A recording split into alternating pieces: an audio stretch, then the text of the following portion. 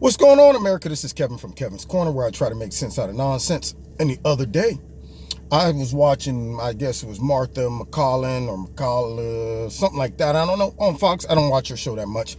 But I happened to catch a segment where she was talking to, I don't know if he's running for the Senate or the Congress, but a gentleman out of Mississippi who was asked to, I guess, take along this rather attractive reporter that wanted to do a show or interview with him. She was going to ride along with this guy for about maybe 15 hours straight. And he said no. And she's like, well, why not? And he's like, because I'm married. Well, what does that have to do with anything? So now it became this big hubbub where people were trying to call this guy sexist because his values and his safety net was saying, hey, like the old church people used to say, take along a chaperone. In the black church, they hacked that up. It ain't chaperone, it's chaffer. Yeah, take along a chaperone. Y'all need a chaperone. Well, he didn't want to be put in a position where there might be a misinterpretation of what took place during that time that they were riding along. And, of course, I expected the liberal media to call him sexist and call him outdated and reference his Christian beliefs as compromising his professionalism, and he doesn't respect her as a woman. But then when Martha kind of followed the same storyline and was questioning him, like, I don't understand. And he's like, well, I mean, frankly, I think more men that are in, leadership should be more careful or cautious when you're with a woman by yourself and there's nobody there to kind of oversee conversations and misinterpret things that might take place during that ride along. And Martha kept pushing it. Like she just couldn't get it. She couldn't understand why that might be dangerous.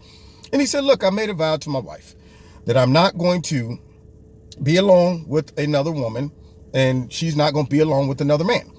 Martha just, well, I guess I don't get it. I'm like, what do you mean you don't get it? In the Me Too movement, do you know how many times in this day and age, especially if you're a politician, you don't know if that lady has been sent in there by the opposition or research team of somebody else. You don't know if she is anti-conservative and she's a liberal reporter that might want to concoction a story and come out with well, we was riding and I noticed he kept looking down at my legs and staring at my knees and then his hands start to slide over. Like, what are you doing? Nobody's there to verify what took place. It would be her word against his, and we know how that all plays out.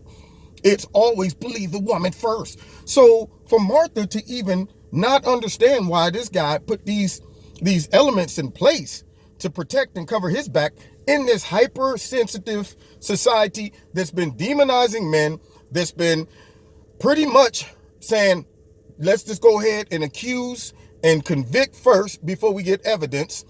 Who in their right mind, if you're a politician, is going to take that? A ride along with her for 12, 13, 14 hours. Even if this man had his hands on the steering wheel straight ahead the whole time, if nobody's there to witness that, if she says something suspicious happened, or it's not what he said, it was like how he said it, it was the tone, but all of these things can be insinuated and that guy can go down for it. That guy's smart. That's all. I looked at it like that. Even outside of your religious beliefs. In this day and age, that's a smart thing to do. Either that or I'd have did what I'm doing right now. Stick my phone right there and start recording. You don't mind if I record, do you? I just want to make sure everything's on the up and up. Just in case you say I gave you the googly eyes, we have it all on camera. Okay? So, it amazed me that somebody that's a conservative commentator, usually sound-minded, couldn't see the potential trouble in that, and she approached it from a standpoint of maybe you're outdated, or could this be a little sexist? Would you have responded like that with a man? No. I mean, if I'm riding with a male reporter and his hands start sliding over, I'm like, what the heck are you doing? But nonetheless, if it's a woman, men, one thing that I always say, every man has to understand he is not above temptation. Wisdom and knowledge is two different things. Let's say knowledge would be, I like beautiful women. Wisdom says, well, then don't ride along with the beautiful woman all day long. So wisdom keeps you from putting yourself in the situation. Knowledge just makes you aware of the situation. So as soon as a man starts to think, I'm above temptation, I'm above any of that stuff, I could go and look into the belly of the beast and be okay. That will be the day that he will find that he has sniffed the poo-poo, and not only sniffed it, but played in it. So anyway, you've been listening to Kevin and Kevin's Corner. I found that story to be remarkable. I gave that guy a hand. I was like, you know what? That guy's smart right there. But apparently, even Fox commentator didn't agree. Yeah, I don't understand. What's the problem? Yeah, okay. Yeah. And then next week he'd be on TV trying to defend it. I never looked at her. I swear to God, she's just lying. She's making it up. Sure she is.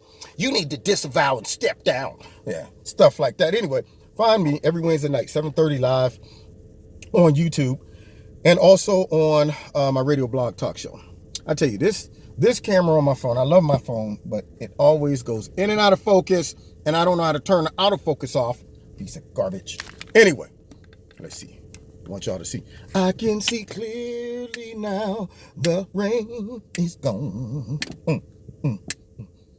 See the isolation moves? I can see all the obstacles in my way. Anyway, don't forget my radio blog talk show. Hit like, hit share, hit subscribe, and the notification button. Also, you can check out Extreme Tees. I'm going to be rocking a new shirt this Wednesday on my live show. So check out Extreme Tees. If you like something, put my name in the promo code, Kevin. You'll get a 20% discount, and you will get free shipping.